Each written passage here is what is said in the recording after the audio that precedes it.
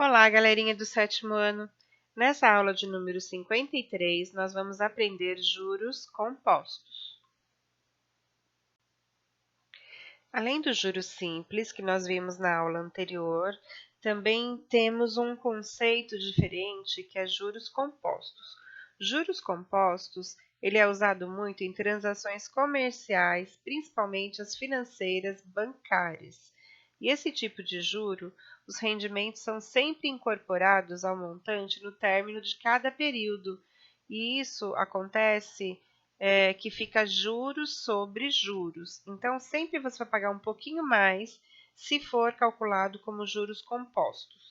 Como juros simples, você paga um pouco menos. Como juros compostos, você vai sempre pagar um valor maior, porque é por período, então vai ter juros sobre juros.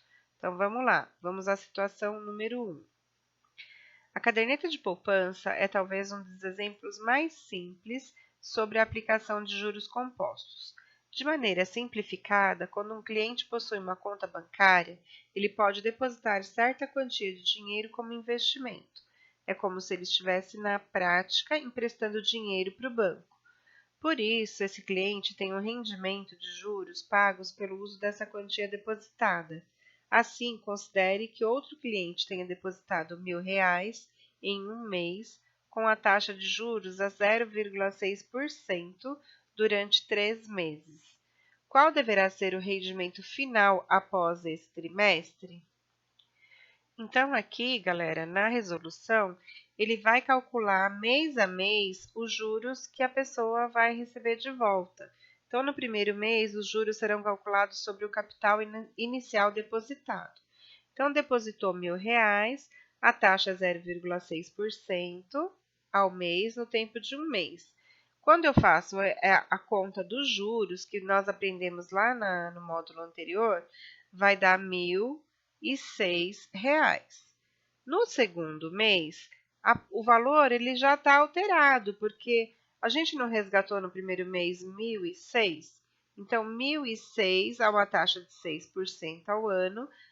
Aqui já vou aplicar juros sobre os juros que tinha dado lá no primeiro mês. Aplicando também a fórmula de juros que nós aprendemos no módulo anterior, para o segundo mês o resultado seria de 1.012,4 centavos. No terceiro mês, eu vou pegar o valor de 1.012,04 e vou aplicar a mesma fórmula. Então, chegamos a um valor total de R$ 1.018,11. E quanto foi de juros que o banco pagou para nós por ter depositado lá na poupança? É a diferença entre os R$ 1.018,11 menos os R$ 1.000 do capital inicial. Então, os juros foi R$ 18,11. Na situação de aprendizagem 2, o cliente de um banco precisou utilizar um empréstimo automático, oferecido em uma modalidade conhecida como cheque especial. Nesse tipo de empréstimo, há um valor pré-determinado que fica à disposição do cliente, caso precise usar em alguma emergência. Esse cliente percebeu que precisaria usar R$ 2.000 nesse empréstimo, por um período de 2 meses.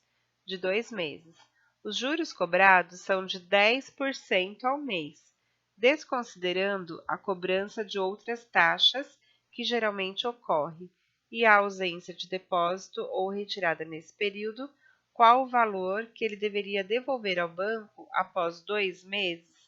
Então, para a gente fazer o cálculo, como são 2 meses, eu primeiro tenho que fazer para o primeiro mês e depois para o segundo mês. Então, no primeiro mês, ele emprestou R$ 2.000 a uma taxa de 10% ao mês, e aí eu vou calcular para um mês. Então, é 2.000 vezes 0,10 vezes 1, e aí deu 200. O montante, ó, quanto que ele vai pagar? É 2.000 mais 200, que dá 2.200. Só que aqui é para um mês só. Para 2 meses, agora eu vou usar os 2.200. Então, capital é 2.200, a uma taxa de 10%. Os juros encontrado para mais um mês é de é de 220. Então, vai somar 2.200 mais 220, dá 4.420 que ele deverá devolver ao banco. Agora, vamos aos exercícios da página 276 sobre juros compostos. Um investidor aplicou R$ 30.000 em um tipo de investimento que rende juros compostos de 2% ao mês durante 3 meses. Calcule qual deve ser o montante obtido após esse período de tempo. Então, durante 3 meses, eu vou ter que calcular 3 vezes, beleza? Então, vamos lá. No primeiro mês, o capital, vamos direto na fórmula dos juros, juros vezes o capital, vezes a taxa, vezes o tempo. Então, é 30.000 vezes 0,02, que é os 2%, vezes 1, deu R$ 600. E o montante que deu no primeiro mês é de 30.600. Eu somo 600 com os 30.000 do capital inicial. No segundo mês, o capital mudou, agora é 30.600, vezes a mesma taxa, vezes outro mês. Já está dando R$ 612, mais o montante vai dar 31.212. Agora, para o terceiro mês, o capital é 31.212 vezes 0,02 vezes 1. Então, deu 624,24 e o montante é somar esse valor com o capital. Então, é 31.212 mais 624,24. Então, o total que ele vai ter que pagar ao banco é de R$ 31.836,24. No exercício 2, Luzia investiu 5.000 na caderneta de poupança durante 2 meses, entre abril e maio de determinado ano. A taxa de juros aplicada mensalmente nesses meses está indicada na tabela. Então, tem a tabelinha ali, em abril foi 0,55%, em maio foi 0,61%. Então, a gente vai pegar, primeiro mês, o montante que era de R$ 5.000, então é 5.000, e no mês de abril era 0,55, Então, é 0,0055 vezes 1. Ela tinha um rendimento de R$ 27,50. O montante é mais os 5.000, então é 5.027,50. Agora, o valor que está lá na caderneta é 5.027,50. Então, é sobre esse valor que a gente vai aplicar, beleza? Aqui o livro fez um cálculo errado, deixa para eu ver se está certo. Eles copiaram o valor errado, Era 5.027,50, aqui está 5.275. Pessoal, o número aqui está errado, mas o cálculo está certo, tá bom? Vai dar 30,67. Eles apenas copiaram o número errado aqui, tá? Aqui, ao invés de estar 2.275, era para estar os R$ 5.027,50 vezes 0,0061, tá bom? E aí tá certinho o final. Eu tenho que somar os 5.027,50 mais 30,67, vai dar 5.058,17. No exercício 3, Fábio está pesquisando um modelo de veículo novo para comprar. Entre vários itens que ele leva em consideração para escolher o modelo ideal, está a desvalorização que o preço do veículo terá após ser comprado. Um dos modelos pesquisados, segundo estimativas, pode perder 10% do valor a cada ano, calculado sobre o valor do ano anterior. Caso ele deseje vender o veículo após certo tempo, esse será um fato importante a ser considerado. Caso o preço desse veículo novo seja 80.000, responda ao que se pede. Qual deverá ser o preço de venda após 3 anos, considerando a estimativa de desvalorização? Então, vamos lá. Ele quer calcular de 3 anos, né? A desvalorização em 3 anos. Então, o veículo, ele custava R$ 80.000. Eu tenho que multiplicar R$ 80.000 pelo a diferença dos 10% que vai desvalorizar. Então, ó, 10% é a desvalorização. Eu tenho que pensar que o veículo vai ter um valor de 90% apenas. Por isso que ele está multiplicando, ó, por 0,90. A gente fez o 100% menos o 10. Então, 90%, eu vou calcular 0,90 vezes 80.000.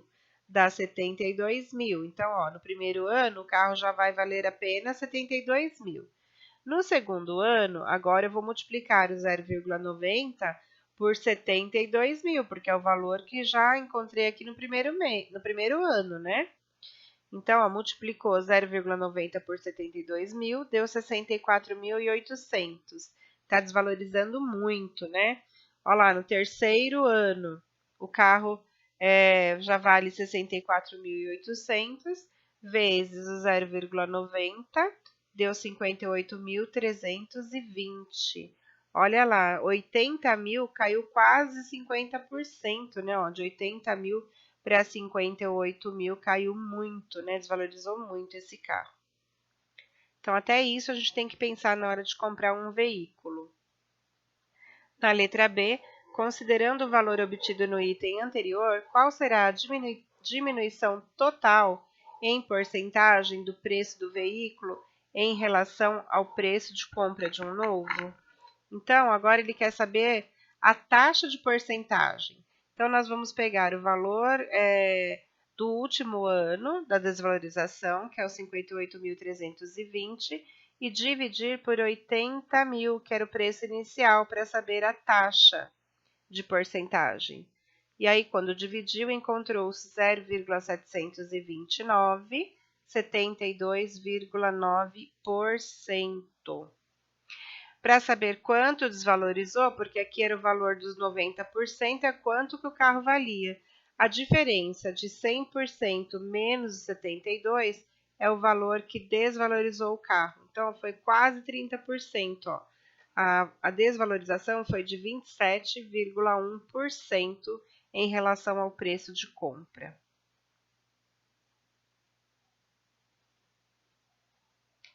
No exercício 4, um investidor aplicou R$ 55.000 a juros compostos de 1% ao mês. Com base nessa aplicação, espera-se que ele obtenha no final do segundo mês de investimento um total de... Então, vamos lá. A fórmula para juros compostos é 55.000, é o capital, vezes a taxa. Então, vamos lá, está aqui do ladinho. 55.000 vezes 1% é 0,01 vezes 1, que é o tempo de investimento que ele pediu aqui, ó. Então, vamos lá. 55.000 vezes 0,01 dá 550. Então, o montante é 55.000 mais 550, dá 55.550. No segundo mês, eu vou pegar o valor desse montante. Então, ó, 55.550 vezes 0,01 vezes 1. Deu 555,50 de juros, somados com o capital, vai dar 56.105,50, alternativa E. No exercício 5, de maneira geral, os juros compostos costumam render mais que a aplicação de juros simples, pela incidência de juros sobre juros. Da mesma forma, na cobrança de juros em empréstimo, o valor a ser pago com base em juros compostos também é maior, se comparado ao cálculo de juros simples. Como exemplo, considere que um empréstimo de 50.000 deve ser feito com uma taxa de juros de 6% ao mês durante 2 meses. Com base nessa situação, faça o que se pede. Na letra A, calcule qual será o valor total da dívida após 2 meses, considerando juros simples. Então, se é juros simples, o que eu tenho que fazer? É o capital vezes a taxa vezes o tempo. Então, é 50.000 vezes 0,06 vezes 2, que dá 6.000. Junto com o montante, para calcular o montante, é o capital mais os juros, dá 56.000. Então, no juros simples, a dívida será de 56.000 reais. Agora, calcule o valor da dívida se forem aplicados juros compostos. Nos juros compostos, eu tenho que fazer mês a mês, porque eu tenho juros sobre juros. Então, eu pego o capital vezes a taxa, vai dar 3.000 reais, vezes 1, né, que foi feito em um mês. Somo o montante com os juros, deu 53.000. Agora, no segundo mês, o meu capital agora é 53.000, vezes a mesma taxa, 0,06 vezes 1, dá 3.180, mais o montante vai dar 56.180. Então, veja aqui, comparando os dois, R$ 180 de diferença entre o juro simples e o juro composto. Na letra C, a diferença, então a Pro já falou, a diferença é 56.180 menos 56.000, vai dar R$ 180. Nós ficamos por aqui. O exercício 6 a Pro não vai resolver porque ele é muito hipotético para vocês, é para imaginar um valor, então a Pro não vai deixar resolvido aqui na videoaula, tá? No chat depois a gente conversa. Beijos e bye bye.